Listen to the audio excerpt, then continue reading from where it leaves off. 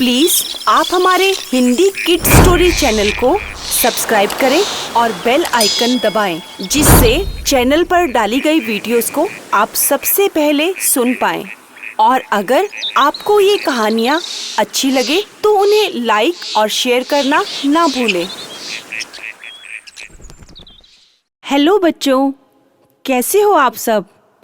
आज हम आपके लिए एक नई कहानी लेके आए हैं जिसका शीर्षक है दादी और उनका प्यारा सा मोती। आप सबको बहुत अच्छी लगेगी यह कहानी। शहर से बहुत दूर एक गांव था। उस गांव में बहुत सारे परिवार रहा करते थे। उसी परिवार में से एक घर दादी का भी था, जिसमें दादी, उनका बेटा रामू और उनकी बहू बबीता और उनका प्यारा सा पोता राघव और उनकी प्यारी सी पोती सोनम रहा करती थी। और उन्हीं के साथ उनका एक छोटा सा प्यारा सा कुत्ता मोती भी रहता था। दादी मोती से बहुत प्यार करती थी और पूरा परिवार ही मोती को बहुत प्यार करता था, चाहता था उसे। और मोती भी पूरे गांव की देखभाल करता था, इसीलिए मोती सबका प्यारा बन चुका था। दादी जब भी खेतों में जाती तो मोती को अपने साथ लेकर जाती। इसी तरह मोती को हर चीज़ों का पता था कि गांव में दादी किस ओर जाती है, क्या चीज़ें लेने जाती है। और घूम फिर के दादी और मोती एक साथ वापस घर आ जाते। एक दिन क्या हुआ, दादी का पोता दादी के पास आया। राघव बोला, दादी, गांव के बहुत नज़दीक एक मेला लगा है, हम सब वहां पर चलें? दादी बोली, नहीं बेटा, अभी रामू घर पे नहीं है, जब वो आ जाएगा तब हम एक साथ चलेंगे।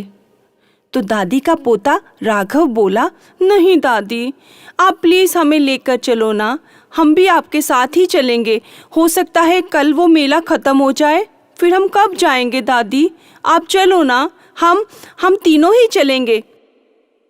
दादी ने सोचा कि हो सकता है मेला समाप्त ना हो जाए, तो मुझे राघव को लेकर जाना चाहिए।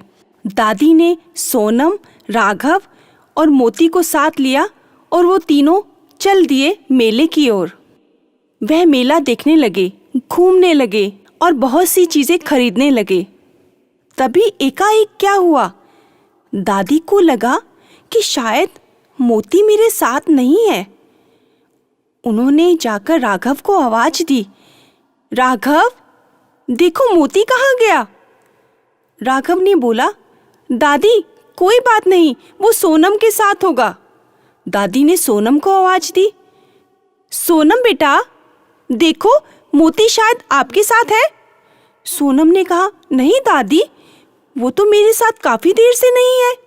दादी घबरा गई, उसे लगा कहीं मेले में मेरे मोती को किसी ने चुरा तो नहीं लिया। दादी अचानक इधर उधर देखने लगी। सोनम और राघव भी मोती को ढूंढने लगे, लोगों से पूछने लगे, क्या आपने हमारा कोई कुत्ता देखा है? हमारा सफेद रंग का मोती देखा है? सभी लोग चकित होकर उन्हें देखने लगे। नहीं तो, हमें तो नहीं मालूम। लेकिन वो लोग बहुत घबरा गए। दादी बहुत तेज तेज रोने लगी, मोती कहाँ गया तू? मोती अभी तो मेरे पास ही था, अभी तो तू यहीं था, कहाँ चला गया मोती? दादी बहुत ज्यादा परेशान हो गई और मोती को कभी इधर कभी उधर, कभी कहीं देखने लगी। उसे लगा शायद इधर होगा, फिर लगा शायद उधर होगा, लेकिन मोती का कहीं पता नहीं चला।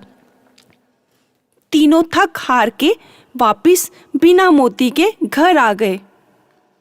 घर आकर भी उन्हें कहीं चैन नहीं था, बहुत ज़्यादा बेचैनी थी। लगा शायद मोती अब घर आ जाए, शायद मोती अब घर आ जाए, लेकिन मोती का कोई अता पता नहीं था। दादी ने भी खाना पीना छोड़ दिया, बिना मोती के चैन कहाँ पड़ेगा दादी को। राघव भी ना खाता था ना पढ़ता था, सिर्फ अपने मोती को ही ढूंढता रहता था। वैसे ही सोनम भी, दादी कुछ मोती का पता चला, बस यही पूछती रहती थी। दादी भी चुपचाप बस अपने कमरे में पड़ी रहती थी और मोती के बारे में ही सोचती थी। उसके खाली बर्तनों को देख के दादी को बहुत रोना आता था। सोचती थी इस समय मैं मोती को ये खिलाती थी। बस यही सोच सोच के काफी दिन गुजर गए। एक दिन अचानक, रात का समय था, दरवाजा अचानक खटखटाया। सब सो रहे थे। सब डर गए कि रात के समय कौन आ गया, कौन खटखटा रहा है दरवाजा इतनी तेज। तभी दादी ने कान लगाकर अचानक सुना, उन्हें मोती जैसी आवाज आई। दादी ने कहा, सुनो, ये तो मेरा मोती है, खोलो दरवाजा, खोलो जल्दी। रामू ने बोला, दादी रुको तो सही, देखे कौन है। दादी ने कहा, नहीं रामू नहीं, ये मोती ही है। जब दरवाजा खोला तो देखा सामने मोती खड़ा था। दादी तो खुशी से पागल हो गई और भाग के मोती को गले से लगा लिया। सब बहुत खुश हो गए। अचानक मोती को देखकर पूरा परिवार खुशी के मारे नाचने लगा और खुश हो गया। सारा परिवार मोती को देख के बहुत प्रसन्न हुआ। अगले दिन सुबह फिर वही रफ्तार, फिर वही दिनचर्या। दादी ने वैसे ही मोती को खाना डाला और रामू और बबीता अपने काम में लग गए और राघव और सोनम स्कूल की तरफ चल दिए और बहुत खुश कि जैसे आज हमारा मोती घर आ गया है, तो आज हम बहुत खुश हैं। अगले दिन दोपहर का समय था। राघव और सोनम कई बच्चों के साथ खेल रहे थे। तभी एकाएक काफी दूर से बैलगाड़ी जैसी आवाज आई। उस बैलगाड़ी की आवाज सभी बच्चे सुन रहे थे। तभी अचानक क्या हुआ, लगा जैसे बैलगाड़ी के बैल बिदक गए हों, कुछ हड़बड़ा रहे हों। अचानक बैल भागते हुए बच्चों की तरफ भागे। यह सब मोती देख रहा था। अचानक मोती अपनी जगह से उठा और भागा। जैसे उसे लगा ये बैल कहीं भागकर सोनम के ऊपर ना चढ़ जाए। तभी अचानक मोती ने सोनम को बहुत तेजी से धक्का मारा और सोनम दूर जाके कहीं गिर पड़ी और बैल उस मोती के ऊपर ही चढ़ गए और मोती बैलों के नीचे दब गया और मोती के पैरों में काफी चोट आ गई। अचानक सभी बच्चे चिल्लाने लगे और बच्चों की चिल्लाहट देखकर सभी परिवार बाहर आ गए और दादी भी जैसे भागते हुए घर से निकली। मोती, क्या हुआ तुझे? मोती, राघव, सोनम, क्या हो गया? दादी ने देखा मोती के पैरों में बहुत खून निकल रहा है, उसके पैर में बहुत चोट लगी है। दादी ने मोती को अपनी गोद में उठा लिया और बोली, हाय मेरे मोती को क्या हो गया? हाय मोती के पैर में चोट क्यों आ गई? तभी सोनम ने सारी घटना दादी को बताई और सभी गांव वाले भी इस घटना को सुन रहे थे। उन्होंने सुना और मोती की बहुत प्रशंसा की। उन्हें लगा आज मोती ने इस परिवार की रक्षा की है। सही मायने में मोती भी इस परिवार का एक सदस्य बन चुका है। अब मोती को चलने में बहुत तकलीफ होती थी। मोती एक जगह पड़ा रहता था और वहीं से उस परिवार को देखता और वहीं बैठ के ही खा लेता था। दादी भी मोती को वहीं पर ही कुछ ना कुछ दे आती थी और मोती घर के बाहर बैठकर उस परिवार की रक्षा करता और गांव के अंदर किसी को भी आने नहीं देता था। देखा बच्चों, जिस प्रकार मोती ने इस परिवार की रक्षा की, अगर हम भी किसी जानवर को इसी तरह दिल से चाहते हैं तो वह जानवर हमारी रक्षा करता है। हमें हमेशा जानवरों से प्यार करना चाहिए, उन्हें कभी दुत्कारना नहीं चाहिए और ना ही उन्हें मारना चाहिए। तो अच्छी लगी ये कहानी बच्चों? तो इसी तरह बच्चों हम आपके लिए और नई कहानी लेके आएंगे। हेलो बच्चों, कैसे हो आप सब? आज हम फिर से आप सबके लिए एक बहुत ही अच्छी कहानी लेके आए हैं जिसका शीर्षक है लालची कुत्ता। हर वक्त खाने की लालच में इधर उधर मुंह मारता रहता था। गांव के लोग उसे कभी कभी कुछ ना कुछ डाल ही दिया करते थे, लेकिन उसे लगता था कि शायद मैं खुद ही ये सब खा लूं और किसी से बांटकर ना खाऊं। वह कुत्ता बहुत ही लालची था। हर वक्त खाने की तलाश में इधर उधर भटका करता था। गांव के लोग उसे कुछ ना कुछ डाल ही दिया करते थे, लेकिन फिर भी वह घूमता फिरता मारा मारा खाने की तलाश में। एक दिन वह कुत्ता खाने की लालच में इधर उधर घूम रहा था, कभी कहीं, लेकिन उसे सुबह से कुछ नहीं मिला था। तभी गांव के नज़दीक एक ढाबा था, वहां पर भोजन बना करता था। वह कुत्ता जब उस तरफ आया तो उसे एक मांस का टुकड़ा दिखा।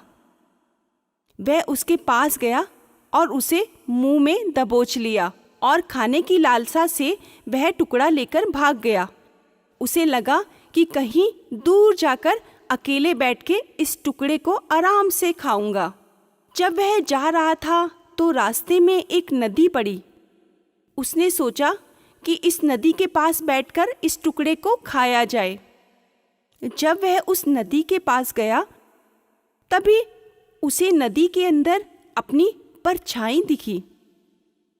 वह उस परछाई को बड़े ध्यान से देखने लगा।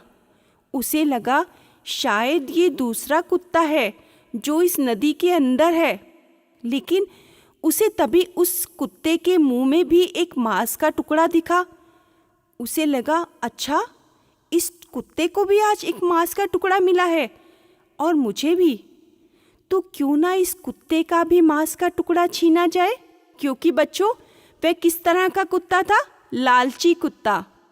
उसे लगा कि यह टुकड़ा भी काश मेरा हो जाए और मैं इस टुकड़े को भी लेके आराम से बैठ के खाऊंगा।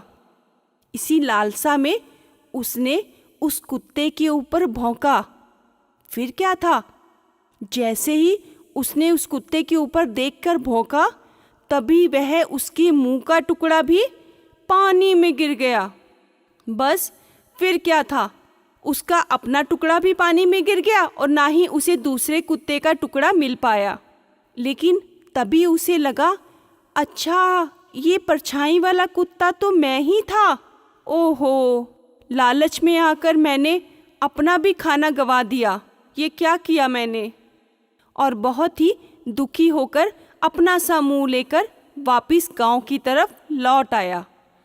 लेकिन बच्चों, उस कुत्ते की तरह आज हम सब भी लालच किया करते हैं, तो हमें भी ऐसा लालच नहीं करना है।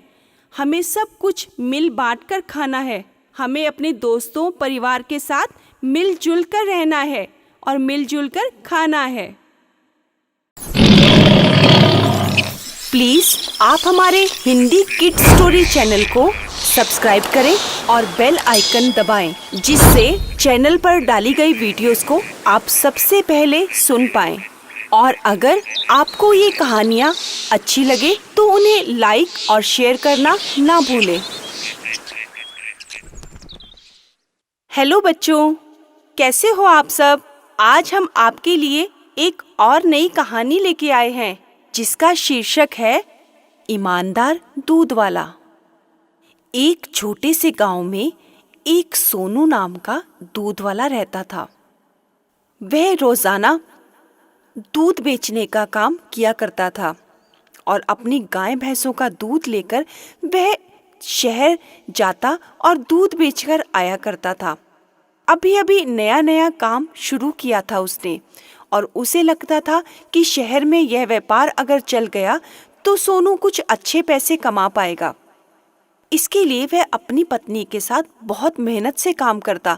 सुबह दोनों उठते और गाय और भैंस का दूध निकालकर सोनू साइकिल पर जाकर शहर में दूध बेचकर आया करता था। अभी काफी लोग उसे जानते भी नहीं थे। कुछ लोग उससे दूध लिया करते थे और जिस शहर में सोनू जाता था उस शहर में पहले से एक अमित नाम की डेयरी थी।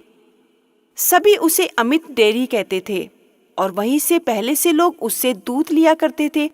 और अमित डेयरी वाला बहुत ही लालची टाइप का व्यक्ति था। वह दूध में पानी मिलाकर दूध बेचता था और दूध में पूरी कीमत उनसे ले लेता था। जब उसे कोई बोलता कि भैया इसे तौल लो, ये पूरा है भी कि नहीं, तो वह तो बहुत बदतमीजी से बोलता, और उन्हें कहता, दूध लेना है तो लो वरना आगे जाओ। अब लोग उससे चिढ़ने लगे थे। उन्हें लगता था यह अमित डेयरी वाला बहुत अधिक लालची है। अब बात सोनू की धीरे धीरे सभी लोगों में फैलने लगी कि सोनू बहुत ही ईमानदार दूध वाला है और बहुत ही ईमानदारी से काम करता है। एक दूसरे से बात सभी में फैलने लगी। एक दिन तो सोनू दूध लेकर जैसे ही गांव में आया तो एक एक करके सभी औरतें सोनू के पास आ गई और बोली, सोनू भैया हमें भी दूध दो ना। मैंने कल अच्छी सी खीर बनानी है, बहुत सारे मेहमान आएंगे और मैं आपसे दूध लेकर खीर बनाऊंगी। तो सोनू बहुत खुश हुआ। उसने भी सभी को ईमानदारी से दूध दे दिया और फिर अपने घर लौट गया। अब जब धीरे धीरे अमित डेयरी वाले को यह मालूम हुआ कि वह गांव से दूध बेचने के लिए शहर में आता है और सभी लोग उसे पसंद करते हैं, तो वह सोनू से चिढ़ने लगा। एक दिन जब सोनू उसके पास से निकला तो अमित डेयरी वाला सोनू को बोला, अरे सोनू भाई, दूध बेचकर आ रहे हो? अरे थोड़ा सा दूध मुझे भी तो दो, जरा मैं भी तो देखूं, कितना बढ़िया दूध बेचते हो तुम। अब सोनू ने बचा हुआ कुछ दूध उस अमित डेयरी वाले को दे दिया और ईमानदारी से अपने घर निकल गया। अब अमित डेयरी वाले ने सोचा, यह मेरा धंधा चौपट कर देगा, मुझे कुछ करना चाहिए। अगर यह रोजाना दूध यहाँ बेचता रहा तो मैं तो बैठे बैठे बर्बाद हो जाऊंगा और मेरा काम चलना बिल्कुल बंद हो जाएगा। मुझे कुछ करना चाहिए। अब सोनू जैसे ही घर की ओर निकला, वह डेयरी वाला भी उसके पीछे पीछे चल दिया। सोनू ने रोजाना की तरह अपनी साइकिल बाहर खड़ी की और अपने घर में चल दिया और अपनी बीवी से बोला, आज बहुत अच्छा दूध बेचा है मैंने, सारा दूध खत्म हो गया, कल खूब सारा दूध लेकर आऊंगा। अब यह सारी बातें खिड़की पे खड़ा हुआ वह अमित डेयरी वाला सुन रहा था और मन ही मन बोल रहा था, अब बेटा मैं तुझे सबक सिखाऊंगा, बड़ा आया दूध बेचने वाला, मेरा धंधा चौपट करेगा, आज तो मैं तुझे सबक सिखाकर ही छोड़ूंगा। और उसने चुपके से जाकर सोनू की बाहर खड़ी हुई साइकिल के दोनों टायर पंचर कर दिए। अब रोजाना की तरह सोनू अपने ड्रमों में दूध डालकर शहर की ओर बढ़ने लगा और जैसे ही साइकिल निकाली, अरे यह क्या, मेरी साइकिल के दोनों टायर पंचर हो गए, यह किसने किया? रात को तो मैंने ठीक ठाक साइकिल खड़ी की थी। सोनू मायूस हो गया। उसकी पत्नी ने कहा, देखो आज दूध बेचने मत जाओ, तुम बहुत थक जाओगे, कैसे जाओगे दूध बेचने के लिए, और तुम्हें वहां पहुंचने में बहुत अधिक समय लग जाएगा। तो सोनू ने कहा, नहीं, मैंने अभी अभी तो सब कुछ शुरू किया है, वह लोग मेरा इंतजार कर रहे होंगे, मैं पैदल ही निकल जाऊंगा और झटपट पहुंच जाऊंगा। तुम देखो, फटाफट मैं अपने सिर पर रख के ये ड्रम ले जाता हूँ। और सोनू ने अपने सिर पर ड्रम रखा और वह शहर की ओर निकल गया। उसे वहां पहुंचने में काफी देर भी हो गई, लेकिन लोगों ने उससे दूध रोजाना की तरह ही लिया और सबने कहा, क्या हुआ सोनू, आज कुछ देरी हो गई? तो सोनू ने उन्हें बताया, मालूम नहीं मेरी साइकिल कैसे पंचर हो गई, रात को तो मैंने ठीक ठाक खड़ी की थी। अब सोनू वैसे ही थका हारा अपने घर आ गया। अब जब अमित डेयरी वाले ने देखा, अरे साइकिल पंचर करने के बाद भी यह दूध बेचने आ गया, आज इसको फिर से सबक सिखाता हूँ। सोनू अब घर पहुंचा तो उसने अपनी पत्नी से कहा, आज मैं बहुत अधिक थक चुका हूँ। तो उसकी पत्नी ने कहा, आप सो जाओ, आपका बेटा साइकिल ठीक करवा कर ले आया है, सुबह उसी साइकिल पर दूध बेचने जाना, नहीं तो तुम थक जाओगे। अब सोनू खा पीकर सो गया। अब यह सब कुछ अमित डेयरी वाला फिर से खिड़की पर खड़ा हुआ सुन रहा था। अब उसने कहा, आज तो मैं तुझे फिर से सबक सिखाऊंगा। सोनू ने अपनी साइकिल तो अपनी घर के अंदर खड़ी कर ली, लेकिन वह दूध के ड्रम अंदर करना भूल गया। अब अमित डेयरी वाले ने उसके ड्रम में सुराख कर दिए। जब सुबह हुई, सोनू रोजाना की तरह ड्रमों में दूध डालने लगा। अरे यह क्या, मेरे ड्रम में तो छेद है, इसमें से सारा दूध बह रहा है, अब मैं क्या करूं? उसकी पत्नी भी परेशान हो गई। अरे यह क्या, ये किसने कर दिया? अब उन्हें कुछ समझ ही नहीं आ रहा था। अब उसकी पत्नी ने एक बड़ी सी पॉलिथीन दी और कहा, तुम इसे चारों तरफ ड्रम के बांध दो, यह दूध नहीं गिरेगा। सोनू ने भी वह पॉलीथीन उस ड्रम के चारों ओर अच्छे से टाइट करके बांध दी और वह फिर से दूध लेकर शहर की ओर चल दिया। जैसे ही शहर पहुंचा, सभी ने यह पूछा, अरे सोनू भैया, यह क्या, आपके ड्रम पर यह पॉलीथीन क्यों बांधी हुई है? सोनू ने फिर उन्हें बताया, पता नहीं क्या हो रहा है ये सब कुछ। कल मेरी साइकिल पंचर कर दी गई थी, आज मेरे ड्रम में छेद कर दिए। मुझे नहीं मालूम यह कौन कर रहा है। अब वहीं शहर के कुछ लोग खड़े थे। उनमें से एक साहब बोले, अरे सोनू, वह कौन हो सकता है? तुमसे जलने वाला यहाँ पर सिर्फ एक ही है, वो है अमित डेयरी वाला। लगता है उसने ही तुम्हारे से इस बात की खुंदक निकाली है, क्योंकि तुम उसका काम जो चौपट करने लग गए हो। सोनू ने उनकी बात पर ध्यान नहीं दिया, लेकिन मन ही मन यह सोच रहा था, क्या यह बात सही हो सकती है? हो सकता है ऐसा ही हो। सोनू को उस शहर के लोगों ने समझाया, देखो सोनू, तुम अमित डेयरी वाले से सावधान रहना, यही तुम्हारे साथ ऐसी शरारत कर सकता है। तुम ध्यान रखना, लेकिन हम तुम्हारे साथ हैं। तुम्हें कभी भी कोई भी मुश्किल हो तो हम तुम्हारे साथ खड़े हो सकते हैं। सोनू अपने घर चला गया। अब रात को वह अमित डेयरी वाला फिर से आ गया। अब उसे तो यह लगा कि आज तो मैं इसके मवेशियों को ऐसा इंजेक्शन लगाऊंगा जिससे वह दूध देना ही बंद कर देंगे। और वह एक दवाई का इंजेक्शन भरकर अपने साथ लेकर आया था और जहाँ पर सोनू की गाय भैंसें बंधी थी वहां पर चला गया। अब सोनू को कुछ खटपट हुई तो सोनू को लगा कि वहां पर मेरी भैंसें क्यों बोल रही हैं, मुझे जाकर देखना चाहिए। अब सोनू ने जाकर जैसे ही उस कमरे का दरवाजा खोला, देखा अंदर तो अमित डेयरी वाला इंजेक्शन लेके खड़ा था और वह मवेशियों को इंजेक्शन लगाने ही वाला था। तभी सोनू ने उसे पकड़ लिया। अरे तुम, यह सब कुछ तुम कर रहे हो? तभी अचानक से शहर वाले भी वहां पहुंच गए और उन्होंने उस अमित डेयरी वाले को पकड़ लिया। और उनमें से एक व्यक्ति बोला, इसे पकड़कर सभी मारो, इसे तभी पता चलेगा किसी को कैसे सबक सिखाया जाता है। अब सोनू को अमित डेयरी वाले पर दया आ गई। सोनू ने कहा, तुम सब इसे मत मारो, हमें इसे पुलिस के हवाले कर देना चाहिए। यह सब कुछ वही करेंगे, आप इसे छोड़ दीजिए। लेकिन सभी शहर वालों ने सोनू की ईमानदारी पर वाह की। कहा, सोनू, तुम इतने ईमानदार हो कि तुम्हारे काम को चौपट करने के लिए इसने तुम्हारे मवेशियों को इंजेक्शन लगाना चाहा, लेकिन तुम इसे फिर भी माफ कर रहे हो। वाह, क्या ईमानदारी है तुम्हारी। सभी ने सोनू की वाह की और तब से अमित डेयरी वाले ने वह काम छोड़ दिया और वह पुलिस की हिरासत में चला गया और सोनू रोजाना की तरह दूध बेचता रहा। एक दिन तो सोनू ने अपनी डेयरी खोल ली और वह फिर से शहर में दूध बेचता रहा। देखा बच्चों, इसे कहते हैं ईमानदारी। आज सोनू ने अपने साथ बेईमानी होते हुए देखी, लेकिन वह फिर भी ईमानदारी के रास्ते पर चलता रहा और अंत में सोनू की ही जीत हुई। हेलो बच्चों, कैसे हो आप सब? आज हम आपके लिए एक और नई कहानी लेके आए हैं जिसका शीर्षक है जादुई कुत्ता। शहर के नजदीक एक छोटा सा रामपुर नाम का एक गांव था। उस गांव में रामकिशन नाम का एक व्यक्ति रहता था। बहुत गरीब परिवार से था रामकिशन। उसकी एक छोटी सी हलवाई की मिठाई की दुकान थी। वह बहुत सारी मिठाइयाँ बनाकर बेचा करता था। बहुत छोटा सा परिवार था। उसके परिवार में उसका एक पुत्र और पत्नी थे। जैसे भी रामकिशन मिठाई बनाता, थोड़े से पैसे कमाता और घर का गुजारा चलाता था। उसकी दुकान ठीक मंदिर के पास थी। अब रामकिशन का रोज का यही रूटीन था कि वह मंदिर जाता, माथा टेकता और वापस अपनी दुकान में आकर मिठाई बनाकर बेचा करता था।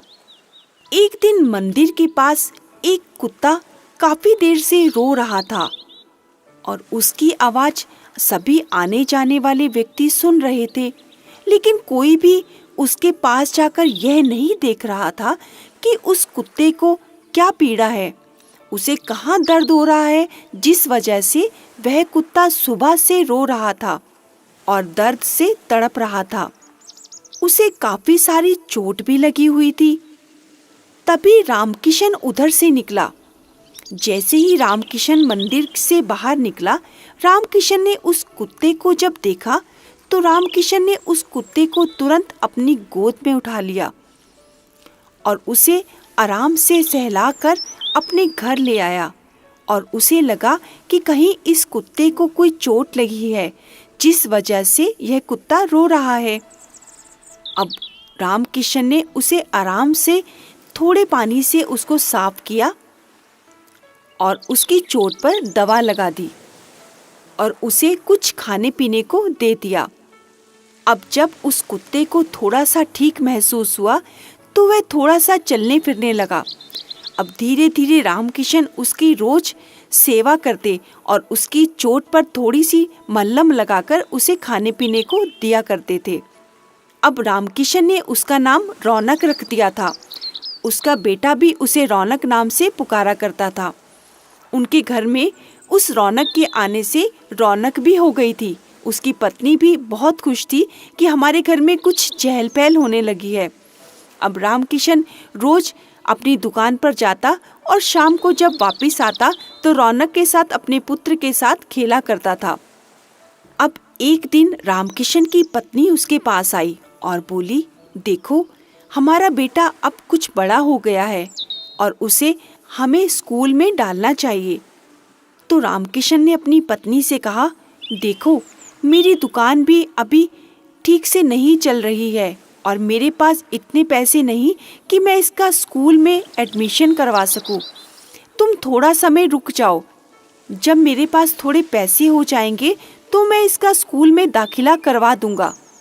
अब यह सब कुछ रामकिशन ने अपनी पत्नी से कहा। उसकी पत्नी थोड़ी मायूस हो गई और दोनों थोड़े से दुखी हुए कि आज हमारे पास इतना पैसा नहीं कि हम अपने बच्चे का स्कूल में दाखिला करवा सके। अब यह सब कुछ बाहर खिड़की से रौनक सुन रहा था।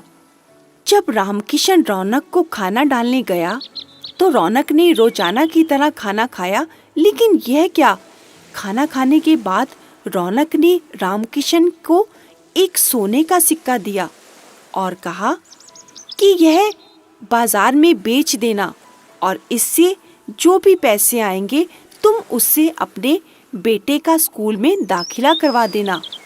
रामकिशन बहुत खुश हुआ और रोज की तरह वह रौनक को खाना डालता और रौनक उसे रोज एक सोने का सिक्का देने लगा। अब इसी तरह रामकिशन के घर की स्थिति बदलने लगी। रामकिशन की दुकान भी थोड़ी बड़ी होने लगी और अच्छी अच्छी मिठाइयाँ बेचकर रामकिशन और अधिक पैसे कमाने लगा। अब उसके परिवार के वस्त्र आभूषण सब बदल चुके थे और उसके घर का माहौल सब बदल गया था। अब जब रामकिशन के दुकान के पास वाले जो दुकान थी उसमें दो व्यक्ति रहते थे। वह सोचने लगे कि ऐसा क्या हो गया है जो रामकिशन का पहले जैसा माहौल नहीं रहा, वह कुछ बदल चुका है। अब वह दोनों आपस में बातें करने लगे कि ऐसा कौन सा जादू हो गया है रामकिशन के घर में जो रामकिशन का सारा माहौल बदल गया। क्यों ना इसके घर में जाकर देखा जाए। अब वह दोनों व्यक्ति यह योजना बना रहे थे कि रामकिशन के घर में जाकर देखना चाहिए कि ऐसा कौन सा जादू चल रहा है इसके घर में। यह सब सोचकर दोनों ने रात को उसके घर में जाने की योजना बनाई और खिड़की से छुपकर देखने लगे। और यह क्या, जब रामकिशन रौनक को खाना डालने आया और रौनक ने फिर रोज की तरह एक सिक्का रामकिशन के हाथ में थमा दिया। अब यह सब कुछ वह दोनों व्यक्ति देख रहे थे। अरे यह क्या, इसके पास तो एक जादुई कुत्ता है जो सोने का सिक्का देता है। क्यों ना इसका कुत्ता हम चुरा ले, फिर तो हम भी माला माल हो जाएंगे। यह सोचकर उन्होंने उसके कुत्ते रौनक को चुराने का सोचा। और जब रात को सब सो गए तो वह चुपके से उसके घर में सेंध मारने आए और रौनक के पास आकर बोले, देखो रौनक, हम तुम्हारे लिए कितनी अच्छी अच्छी मिठाई लेकर आए हैं। रामकिशन तो तुम्हें बस सूखी सूखी रोटी खिलाता होगा, लेकिन हम तुम्हें रोजाना अच्छी मीठी मिठाई खिलाएंगे, देखो खाओ। अब यह सब कुछ जब रौनक ने सुना तो रौनक उन दोनों को बोला, जब मैं सड़क किनारे पड़ा था मुझे बहुत चोट लगी थी और मैं दर्द से कहरा रहा था। तब तो तुम दोनों मेरे पास से निकल गए थे और मुझे एक गंदा कुत्ता, सड़क का कुत्ता कहकर मुझे छोड़कर चले गए थे। तब तो तुमने मेरी तरफ नहीं देखा था, लेकिन आज जब मैं सोने का सिक्का देने लगा हूँ तब तुम मुझे अपने घर ले जाने आए हो। चले जाओ यहाँ से। लेकिन वह दोनों व्यक्ति कहाँ मानने वाले थे। उन्होंने फिर से रौनक को खाने पीने का लालच दिया और उसके आगे मिठाई से भरी हुई प्लेट रख दी। अब जैसे ही रौनक उस मिठाई को खाने लगा तो अचानक से उन दोनों व्यक्ति के ऊपर पत्थर गिरने लगे और वह दोनों व्यक्ति डर गए और बोले, यह क्या, जब तुम्हें रामकिशन खाने को देता है तो उसे सोने का सिक्का मिलता है और हमें पत्थर। तो रौनक ने उसे कहा, यहाँ से चले जाओ वरना तुम्हारे साथ अच्छा नहीं होगा। अब वह व्यक्ति डर गए और वहां से भाग गए, लेकिन फिर भी वह कहाँ मानने वाले थे। अब वह कुछ ना कुछ प्लानिंग करके रामकिशन को तो नीचा दिखाना चाहते थे। अब एक दिन मंदिर से प्रसाद बनाने की सेवा लगी और यह सेवा उन्होंने रामकिशन को दी और कहा कि मंदिर से तुम्हें बहुत अच्छा पैसा दिया जाएगा, तुम यह प्रसाद की सेवा ले लो।